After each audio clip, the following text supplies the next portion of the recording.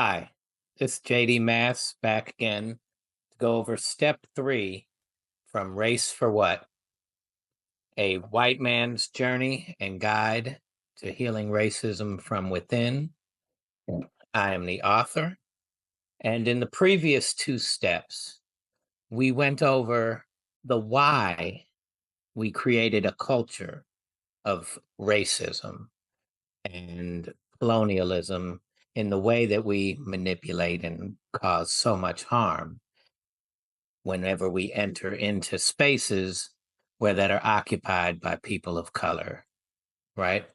What makes us do that? And we went into the psychology that stems from coming from a area of scarcity where the resources aren't plentiful up in the European regions, and what that does to us, how that creates a level of competition, how that creates the race that we're in, and how that also disconnects us from the earth and from each other, right? This whole process, and that leads to a harmful society. And so in step two, we went over the harms, not just anti Black racism, which we dove deep into the psychology of what leads us to creating such a culture, but we also dove into more of the harm overall in our society that we don't necessarily attribute to racism, but it stems from the same cultural mindset, the same injured mindset that comes from this scarcity mentality, this desire to control narratives, control outcomes, and therefore creating a death based culture, right? In step three, we're going to talk about letting go. And that's going to be very important in any part of the healing process. The healing process begins with a level of letting go, right? And healing processes are the same for physical, for mental, for emotional, systemic healing. The process in general is the same. If we are carrying heavy baggage or holding on to something that's harmful, right? In one case, if we've been injured, we can tend to hold on to that pain, and we would call that emotional baggage. It's like walking up a mountain carrying a ton of baggage with you. On the other flip side, white folks often have to deal with letting go of our positions of power or our desire for positioning and our privileges, right? And so the title of step three is letting go of privilege, power, and fear. And in this case, it's really the fear of change. I've often been speaking since writing the book about letting go of also competition, which leads us to this idea of privilege, because in the idea of privilege, we're comparing ourselves, we're positioning ourselves to have a greater privilege over another group of people. And so that's what it's a relative statement often, right? Privileges. People are denying their privileges if they live in a less strong economic sector, right? Well, I don't have privilege because I'm struggling to pay my bills just as you are. I have the same opportunities as you do. And we don't even dive into, we begin to get so defensive over that. But we don't get as defensive when I start talking about competition. And so competition, control, those are things that are synonymous with privilege and power. And we're going to discuss that as we get into this healing process, because letting go is such a key factor in healing.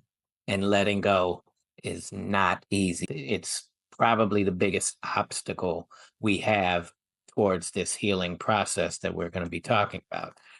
First two steps again, diagnosing the cause, dealing with the injured mind, and talking and acknowledging the harm.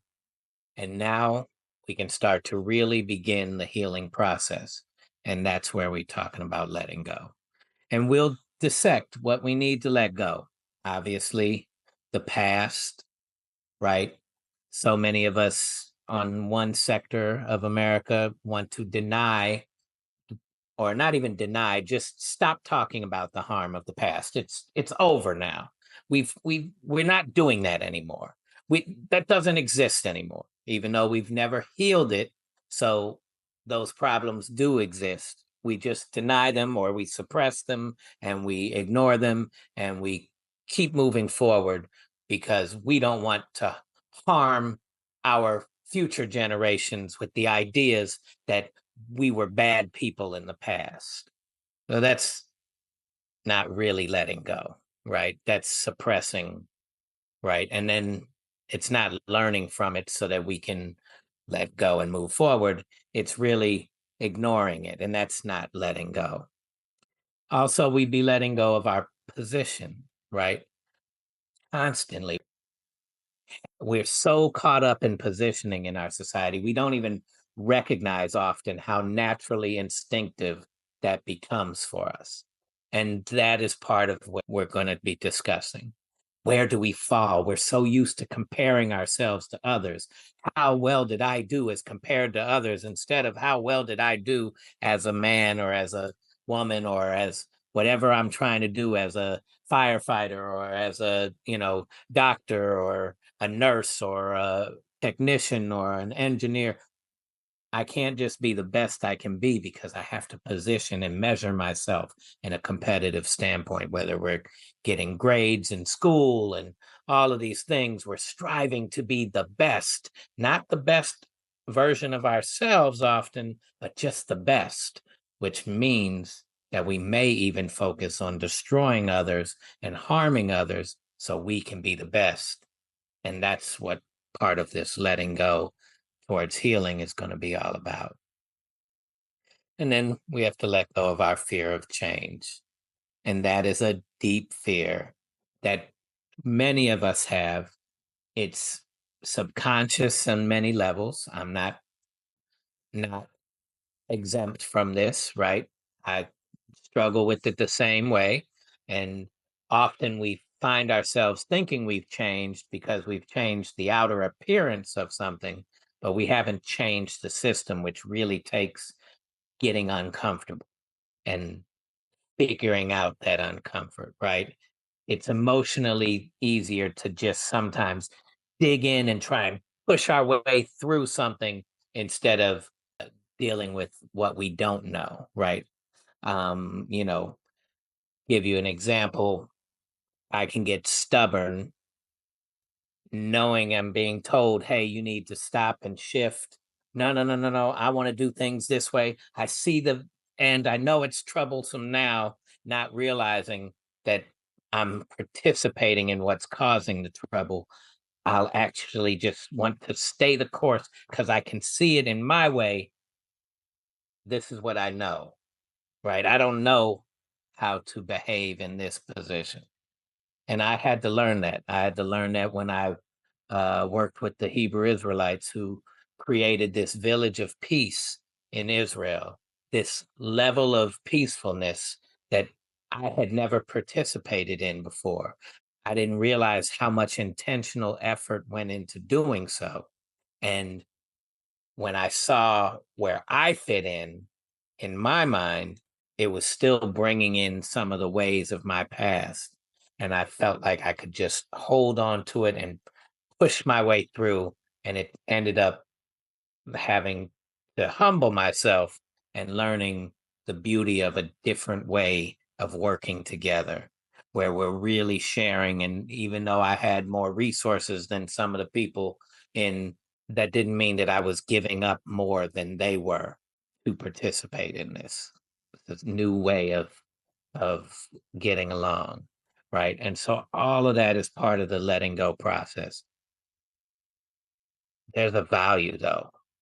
I know for us as white folks, letting go comes with a lot of fear because we feel like we have much more to lose because of our level of privilege, because of our level of freedom, so to speak, because of our consumption, and that's how we measure our worth and our ability to consume or control. We feel like we have more to let go of. and more to lose by letting go. And from however you contextualize it, that may seem true. Yet there's such a real value in emotionally freeing ourselves that will give us the chance to experience so much more. And that's what the value of for letting go will be for us. And I'll talk about that, right? For example, when some of us have our aha moments about racism still existing, about the disparities and differences and the amount of wealth that we control and the amount of wealth controlled and and opportunities had by Black folks. It's such a stark difference. And when somebody finally experiences some of these changes, or we see the brutality of violence is still existing, or we see these different things, it becomes a burden on us to feel like we need to change, right? And it's our responsibility, and it is our responsibility. However, our responsibility doesn't mean that we should lead the change, right? We don't have the mind to lead the change because we just figured out our culture is the problem. So we've been trained and raised in a certain way that we need to let go from a positioning ourselves as leading the change to a position of learning how to serve and be in a role of sharing and serving and supporting others to lead the change, others whose cultural practices have proven to be much less harmful than us. But we have to go through that process of experiencing that. And that's going to come from letting go of our positioning. Competing is exhausting.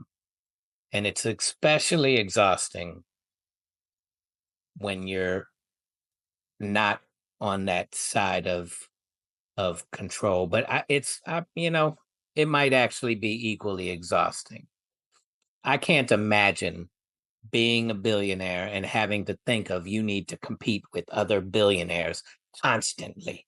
And yes, it might sound great because you can fly where you want to on your private jets and you got all these fancy homes, but there's still not enough satisfaction in you that you're willing to share what you have instead of accumulate and then try and distribute as you see fit, but just let go of and share what you have. To control all these things is exhausting. Well, so it's also exhausting just trying to move up in the world and position yourself and keep your job and just, oh my gosh, how do I pay these bills? Because these billionaires are trying to squeeze more and more out of us. How do we constantly stay in this realm of the way we operate? Because all we can think of is this is the way things are. And we're constantly competing. And it's exhausting. And letting go gives us an opportunity to free ourselves emotionally from that exhaustion, where we can learn to just be the best version of ourselves. Ask ourselves, is the actual actions of my behavior, is that improving the quality of life? Is my job improving the quality of life? Is my work ethic improving the quality of life? Or am I just exhausting myself, irritated with others, eating whatever I can, even though it's harming me? What letting go allows us to do is be the best version of ourselves. But we don't even know that contextually inside this system of chaos, this system of control and harm, how to do so, how to see life differently. letting go is going to allow us those opportunities to do that. And again, these steps, they aren't linear. Yes, in a way they can be, but they don't have to be. Letting go will also be a part of, diagnosing whys, which is step one. And diagnosing whys will be a part of all of these different steps, right? These aren't just linear things, they're more just like parts to the puzzle, right? So we will lean on them as we go.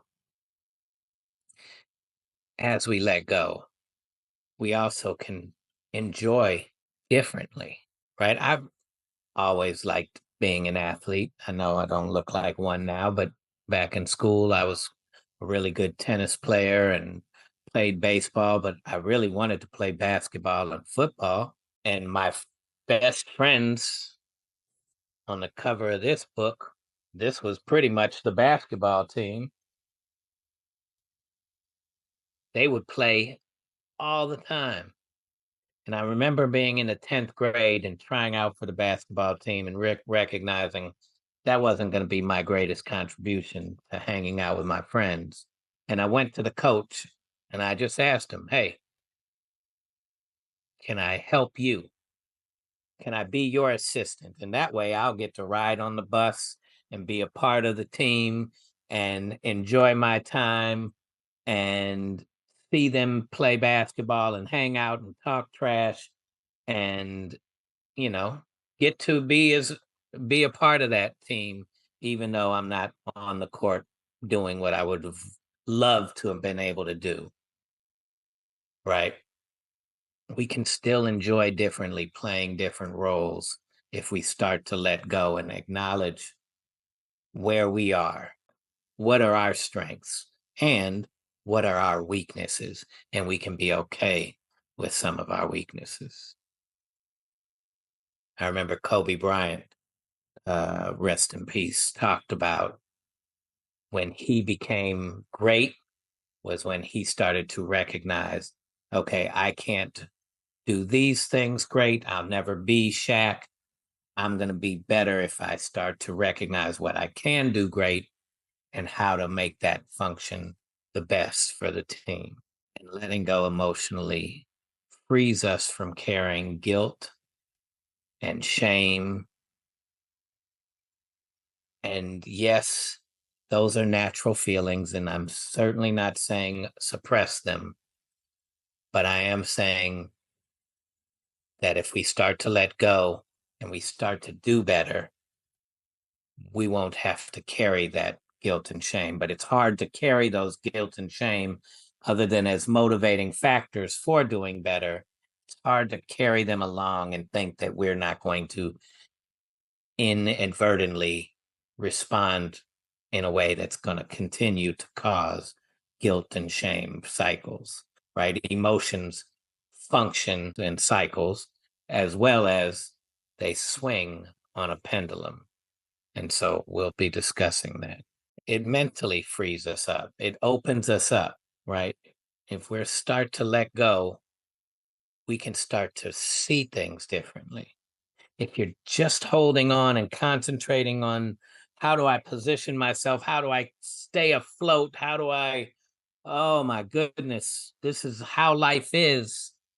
And you start to go through something that shifts you and you recognize that you were trying to control something and all of a sudden you don't have control of it anymore. It often opens us up to going, huh, maybe I don't need that thing. Maybe I can survive without that thing. Maybe I can see something different. And I'm hoping and I believe and I've experienced that it opens us up for much more enjoyable experiences as well.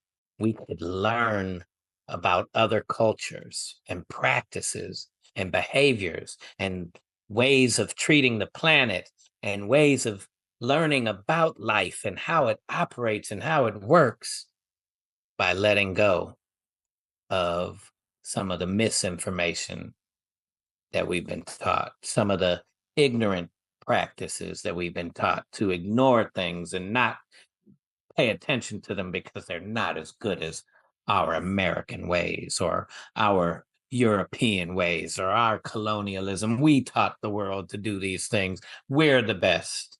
Actually, we could find out if there's other enjoyable experiences that we could be a part of, right? It allows us to learn about different practices. It allows us to learn about different foods, different music, entertainment, knowledge, approaches. So many things could come from letting go of this white supremacy culture, this colonialism, this practice of harm. And I get it. So many of us have been harmed. But if hurt people, then we have to recognize that there is a better way out there than to continue this cycle. We're still participating in it, even if we've been traumatized.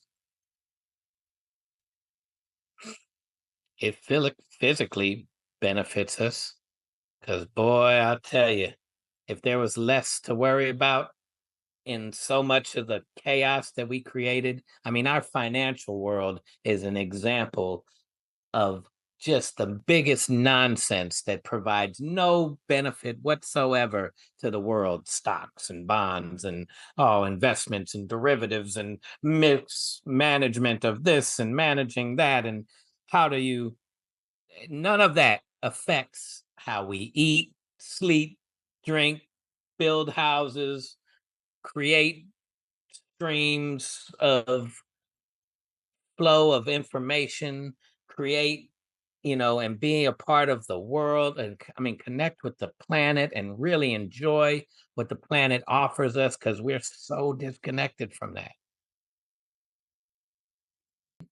We could worry so much less about so much of the chaos that's created, the disease that's created so that we can get you hooked on drugs and all of these different things. It physically benefits us to have less stress, and we create a world where we're controlled by the amount of stress that we are in. We can let go of that too. We will definitely see a much more enjoyable life for letting go. For me, one of the benefits that I learned early in college is I let go of having to fight racist people all the time. And I started to share space with them. And I started to recognize there's more to it than them using the N word completely inappropriately, right? Of course, they didn't do it around Black folks, but they stopped doing it around me as much too. And I became a reflection for them, not by demanding that they change and fighting them or saying, I'll never want to talk to them again. But we started to bond on other aspects of life. They started to see me as human and I saw them as human. And then all of a sudden, we start to recognize we have these taught ways. And now they're uncomfortable with some of their racist language around me. And that brings forth an ability to change, to start to let go of that and start to see themselves differently. They also got to experience more interaction with Black folks because I brought them around. And naturally, they wanted to be around me at times, and they were in these spaces. And it was like, hold on, we talk about sports. Hold on, you like this subject? I like that subject. What? Wait, what? And all of a sudden, we get more. But we're such a segregated society, purposely done, used in a way that causes harm, that these opportunities don't exist. It keeps us ignorant. So letting go allowed me to share space with racist folks and allowed them to let up on some of the harmful practices and see things a little differently. It's not easy not responding in a fighting manner to every single situation that you can, but it's also so much better when we start to learn the value and see the value of letting go. Again, letting go, it's not ignoring and suppressing, not saying that those feelings are so bad, I can't let anybody know. It's how we react to them and how we even move through them, because we'll make mistakes and we're going to get to let go of that and see that other people will forgive us. And that's a good experience to have, especially those who have been putting up with our racist BS for so long. When they start to recognize that we're trying to do better, you're going to see a level of humanity in others that we have been taught that they don't have. And actually, they've been displaying it the entire time. And we get to experience what true forgiveness is and how we can now have the freedom to improve much more. Because our feelings, they need space to cycle through, and we need new practices. And so suppressing or denying our feelings don't allow them to cycle through and get through to the, to the next phase where we can start the healing process for real. And you're a Trump supporter, or you're a leftist, or you're stuck trying to hold on to your centrist views, whatever it is, whoever you support politically, and you don't want to talk to the other side, we're all making mistakes because we've only been taught about this one level of a system. And within it, there's these few components, but yet there's a sphere out there, a whole planet that's shaped in an entire sphere. It's not linear, it's curved. And there's so much more that we can actually do by learning about and new ways and letting go of the fact that we think we got the answers. I'm telling you, it's tough. And it is so beautiful when you start to recognize the changes that we can make. As there are so many of us on all sides of these spectrums that really just want a better life and just have no idea how to get there. And it's partially and mostly because we don't know nothing, absolutely jack squat about other cultures. Again, letting go is about getting out of the way for us as less melanated folks. Our whiteness, right? I know we feel responsible. I know we feel like we're not enough if we're not participating and leading the way, but we are enough to participate. Servitude is such a valuable place, and it gives us such a chance to learn to be led by others. We must realize that we've been the most duped by the system. Because if I tell you a lie about Joe Blow over there, Joe Blow's going to know it's a lie. I'm going to know it's a lie, but you won't know it's a lie until you do further investigation or have experienced it more. So when we historically have lied about Black folks being vicious and savages and all these different things, they know it's a lie. The person who's creating the lies knows it's a lie. Messenger may not know it's a lie. And we receiving the message don't know it's a lie. So we as white folks have been the most duped people into believing in our systems. And that let alone disqualifies us from leading until we have been led and seen the results and experienced the results of a different way. And I had to learn that lesson. And I'm still learning that lesson. And there are also people of color who have bought into our system, participate so well into our system that they too have to learn how other cultures behave because they might not even know we've kept them from even learning about their own truth about their culture. And now they've gotten good at participating in ours. And that doesn't mean race is about skin color only. It's about controlling resources as a group. And Europe is doing everything they can to control and destroy what they can't control. Chinese and Asians are doing the same thing to try to control, right? And yet the people who live where the resources are the richest and not to be trying to control it and are more willing to share if we would just step out of the way and learn from them what it means when a village raises a child, what that conceptually means. We got to let go in order to be able to do so. When I talk about sharing and letting go, right, and how sharing is different than what we think of sometimes, donating, distributing, that's not sharing.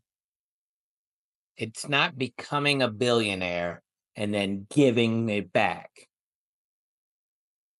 How about we don't become a billionaire because we've had once we have more than enough for ourselves, we start to allow others to participate in the riches, in the resources, and we don't have to be the master manipulator, distributor. Oh, so many of these billionaires we want to celebrate because they're such philanthropers.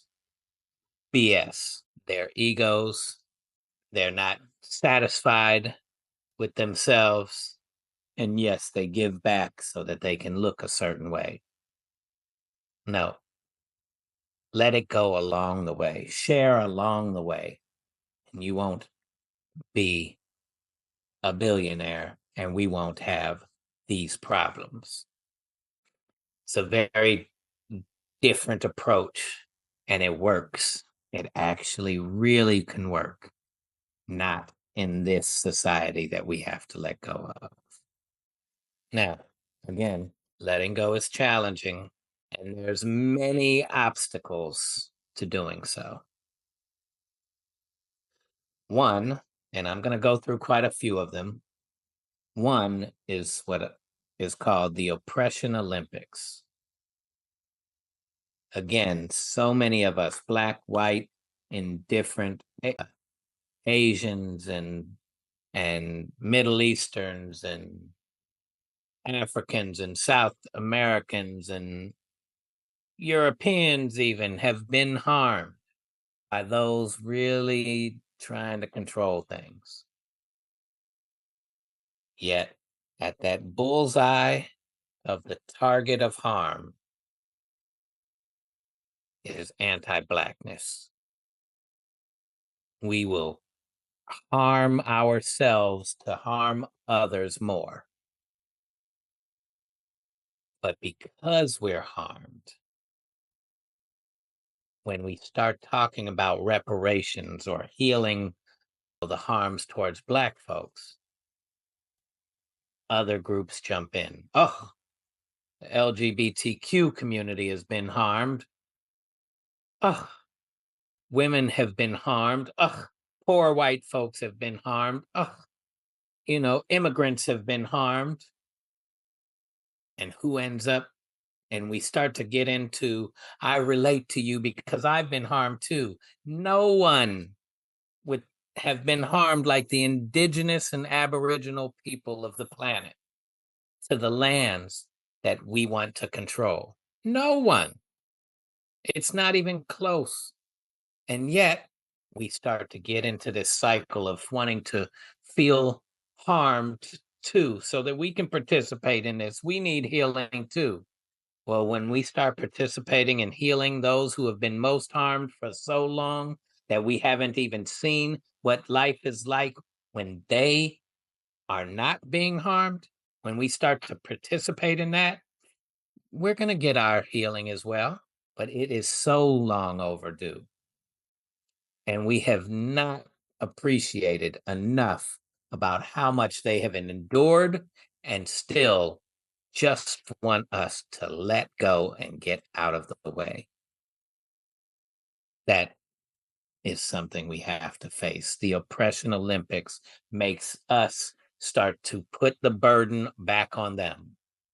And due to the prestige of our society, that magic trick, it is so hard to see and know the differences and where we think everybody has an opportunity or all of us have been harmed, right?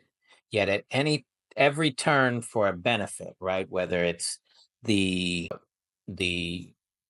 money that went to farmers when we started doing the tariffs with the Chinese and got into this battle, and $10 billion had to go to save the farmers. Guess who didn't get the benefit? Black folks.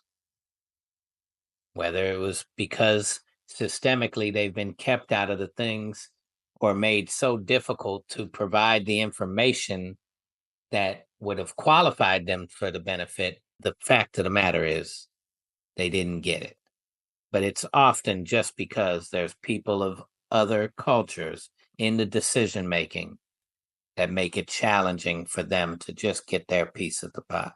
So in all of the benefits that come, the infrastructure bill, why are we not fixing the inner city streets first and foremost? They're the last to get fixed. They're the last to receive the benefit.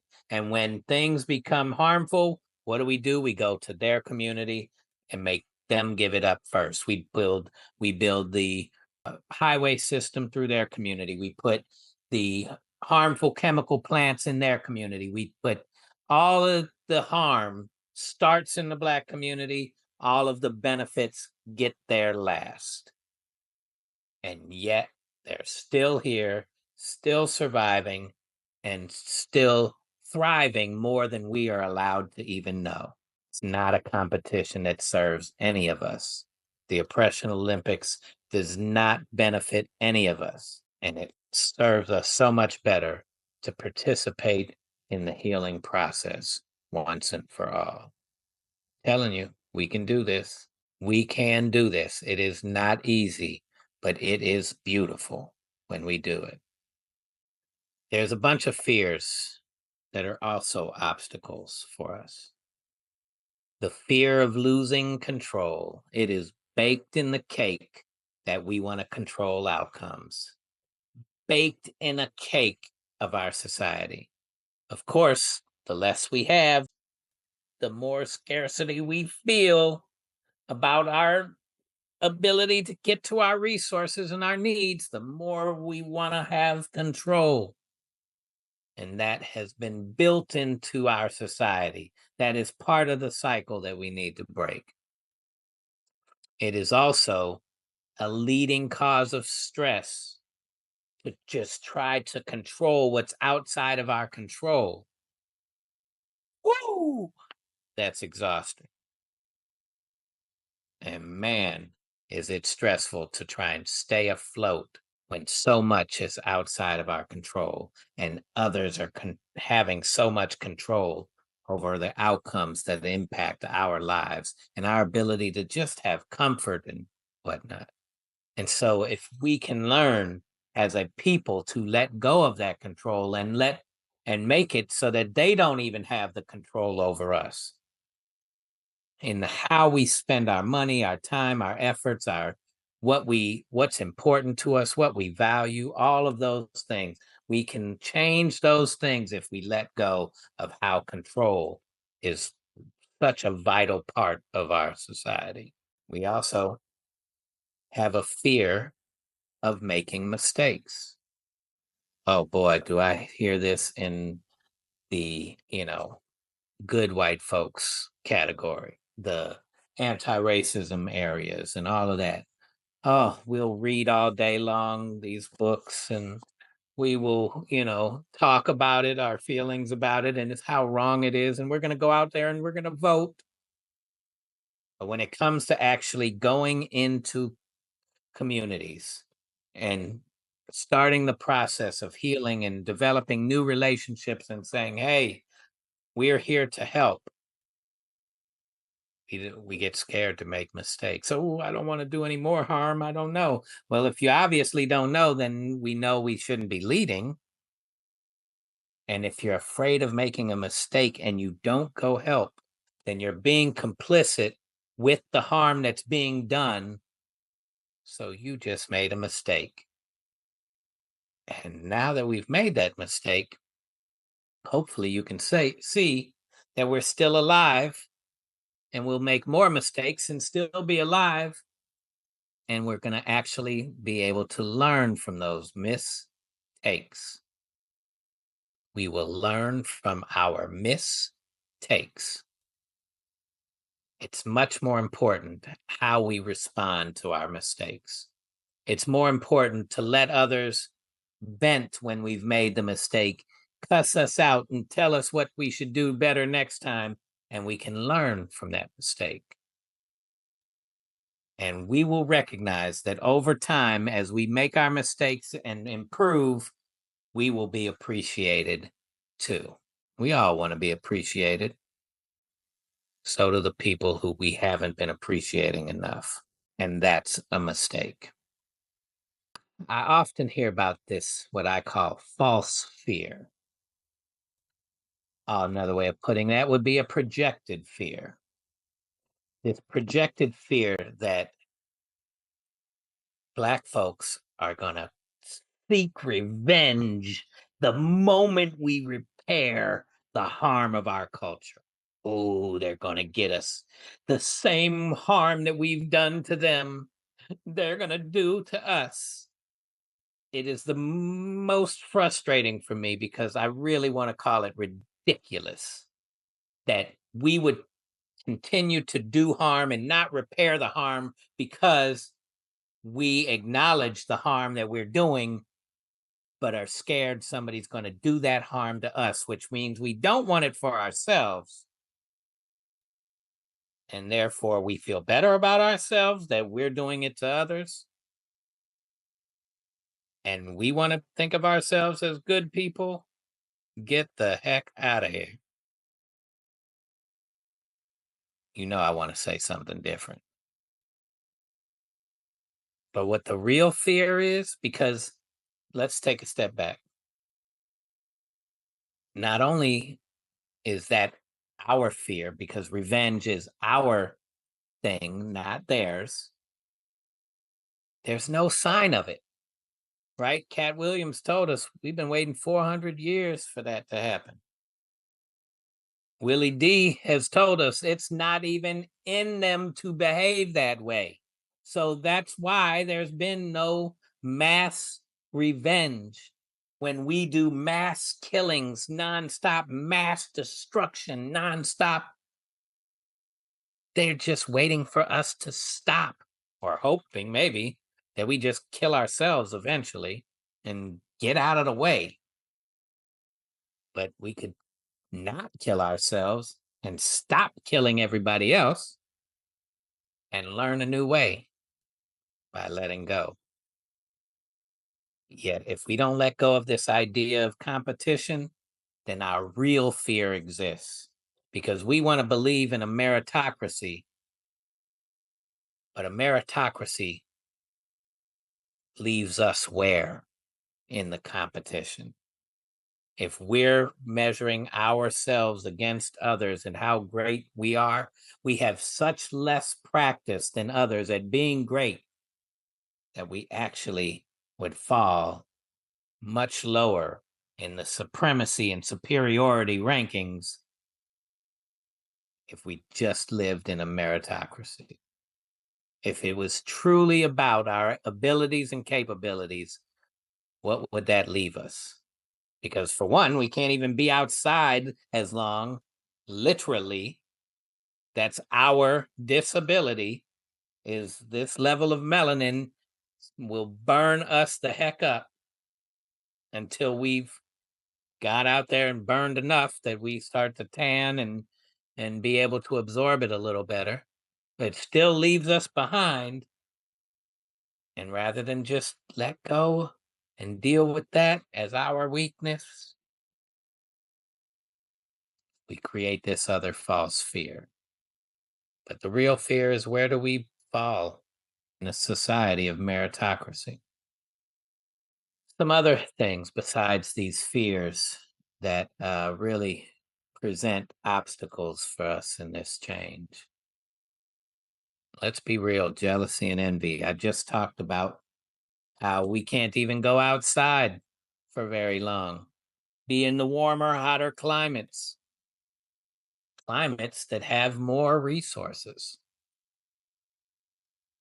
So we've been taught this competition, which leads us to measure our success in comparison to others, which leads to more jealousy when we don't have the success in comparison to others. When they're steadily happier than we are, when they're steadily doing better than we are and outperforming us. And we have envy, and envy leads us to creating things like the patent system and trademark system for ideas that are floating around the universe. We want to control them. We want them to be ours instead of just use them and benefit from them like so many other cultures do. We get to compare and contrast and be jealous and envious. When we showed up to where the resources were hundreds of years ago and saw others living off the land, having a good old time, being peaceful, loving each other.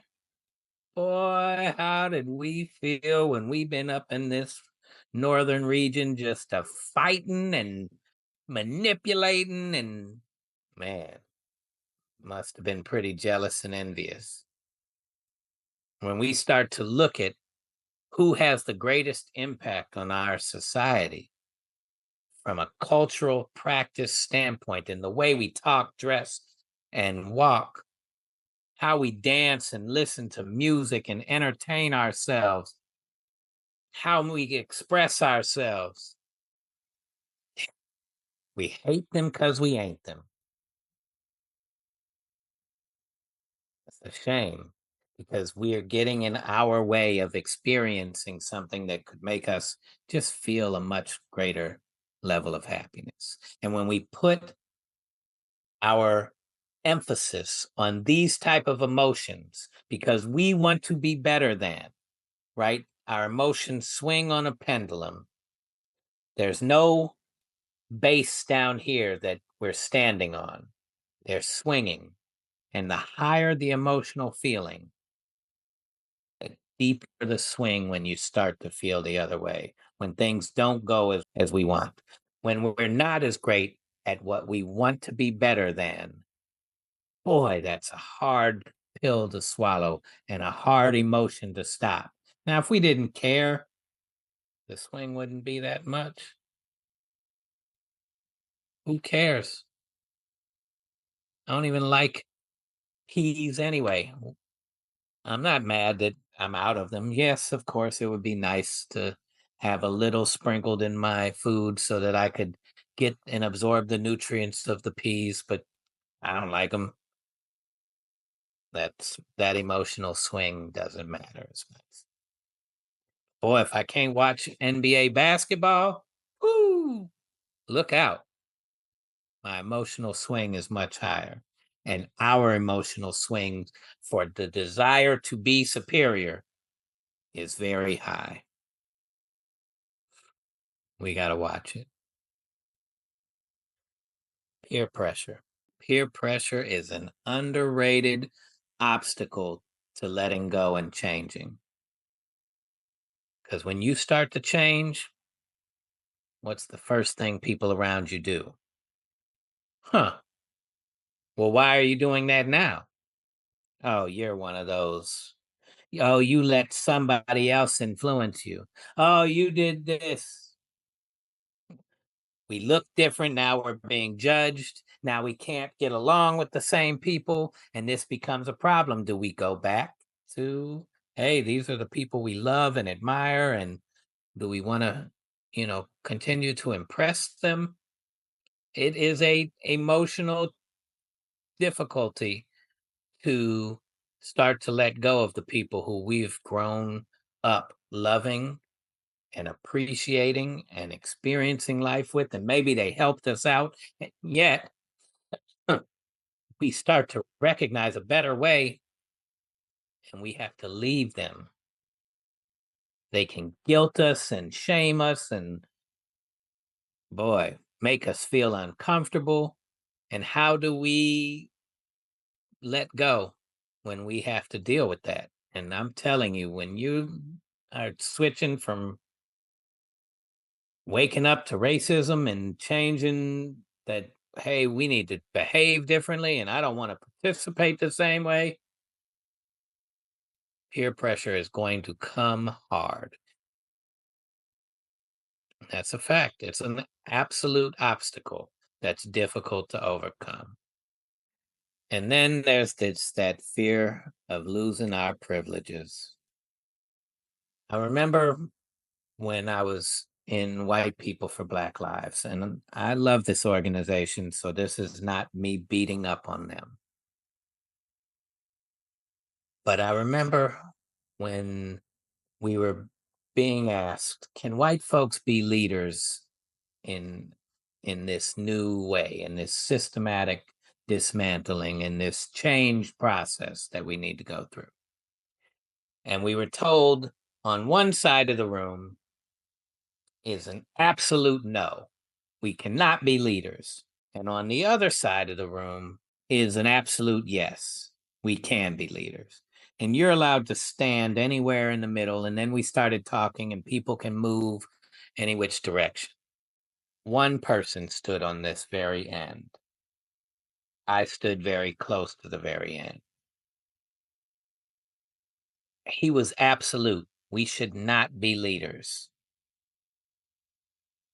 The funny thing is, he was he also spoke about being on the spectrum and dealing with how people with disabilities are treated. But he was very gung ho about justice, freedom, and equality and equity. He was like very gung ho about these things, and especially for the Black community. And he was absolute. No, we should not be leaders.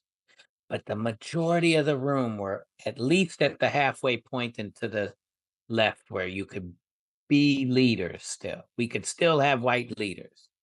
And so part of that is how we define that situation.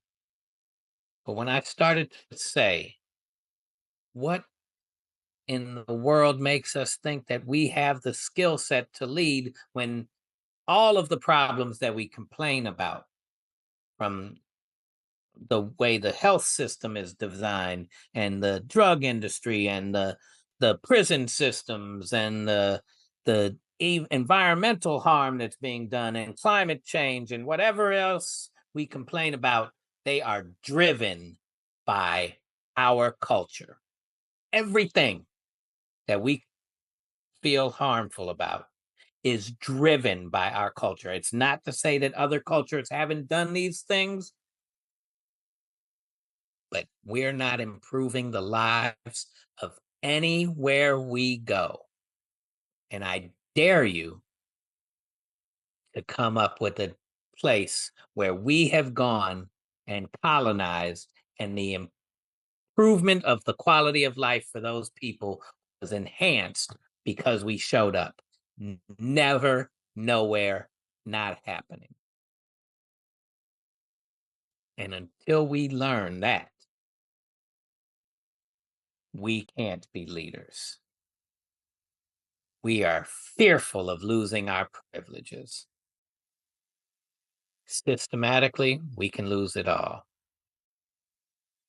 we can lose our whole way of approaching life, our strategies, what we do, when to do it. We feel like if we have more to lose, then those who have less should be the ones to carry the burden. And that's part of the system. And that's such a strong and rooted part of how we behave, that that's what keeps the system going. And boy, did they do a great job. Problem is, what happens if we don't change? Because a system built on so much harm eventually has to crumble. And we're headed to that. And I don't think anybody can deny that, whether it's the Trump loving right, the far left, the hippies, the libertarian, whatever you identify with as your group of political point of view and approach, doggone well, we are headed for destruction. Whoever you're pointing the finger to blame at, we are headed for that. So now that we've discussed some of the obstacles, and I'm sure you can think of others, let's talk about what brings forth letting go. Too often it's a shame that it's a jolt of some sort. A trauma hits, or we just kind of hit that proverbial wall in our life, and my gosh, or hit the floor, whatever you want to call it, and we have to bounce back and we have to change. Something externally causes the change. Sometimes, and hopefully, more of this will happen. It's somebody else getting our attention. Something happens to somebody else, or somebody else can tell us a story that we're going through and they can relate to us in a way that helps us bring forth the change. But it's the change in the values, right? So I am going to read you a story. I'll read you a story about a friend of mine and what he taught me about changing our values. Dr. Jason Plunkett was a member of my cohort in Phillips Graduate University. A Black man whose family is from Belize, Jason was raised in Inglewood, California, surrounded by gang life. When I met Jason, he was a practicing marriage and family therapist who was also working for a juvenile detention facility focused on young sex offenders. Jason taught me about changing a person's mind through cognitive behavior therapy, CBT, widely practiced in our society. CBT states that changing thoughts will alter behavior because our behavior follows our initial thoughts. Well, Jason explained to me that before we can transform our thoughts, we must transform our values. See, our values, they guide our perceptions. Our perceptions lead to our thoughts, and our thoughts influence our feelings, and our feelings emotions, emote actions, right? Habitual actions become our behavior, and habitual behaviors develop into our personalities. And that persona becomes our character. Our values are given to us as we develop as children.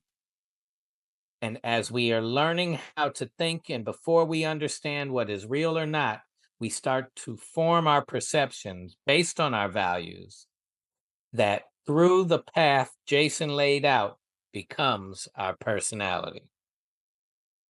The human brain is still developing well into our 20s and beyond, but we can form our personalities prior to the brain finishing the development. So Jason gave me a personal example. He said as a youth, he was good with his hands when it came to fighting. This led to more opportunities to fight and showcase his skills. He became known for being a talented fighter. He valued his ability to win fights, and it served him well, or so he thought. So much so that he accepted this attribute as his persona. Yet he wanted to show people love. It wasn't until he was taught how he could alter his approach that he stopped pursuing his goal as a fighter. He started by making changes to his perceptions and thoughts. So imagine you're so good at fighting that you start to attract more fights because you're wishing somebody would, right? It's an addictive personality. It's addictive trait is this level of violence. It creates a level of hormone inside us that activates and it becomes addictive. Violence and overbearing and bullying folks, it becomes an addictive trait. And I'm not saying Jason was bullying, but I'm saying he was into fighting because he did it so well. So for Jason to make that modification, he had to face his fears. Fighting got him into a certain level of respect. Loving leaves him vulnerable to harm by those he opens up to. Yet he also was inspired by the likelihood that he would not be harmed and that he could too receive love in return. That idea was enough to face his fears and shift his values. In that change process, he first had to let go of his perceptions of who he was and how life operates. This is where we are as a society. We want a better quality of life. We developed a perception that our warlike ways will provide our desired results.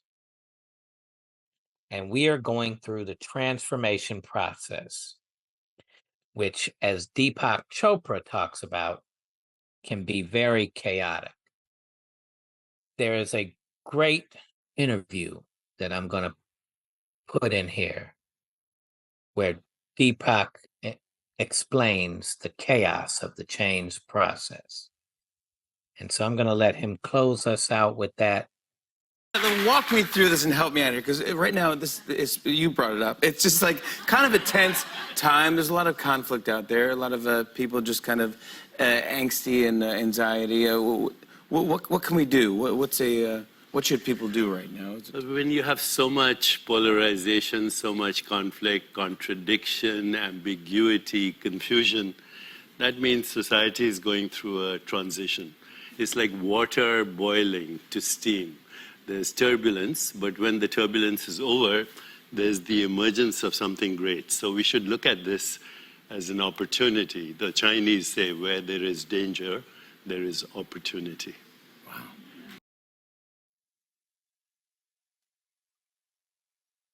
Now, didn't that give us some level of hope that through the chaos of this change, we can actually come up with a much better way? We're going to transform society when we start this healing process, this change process.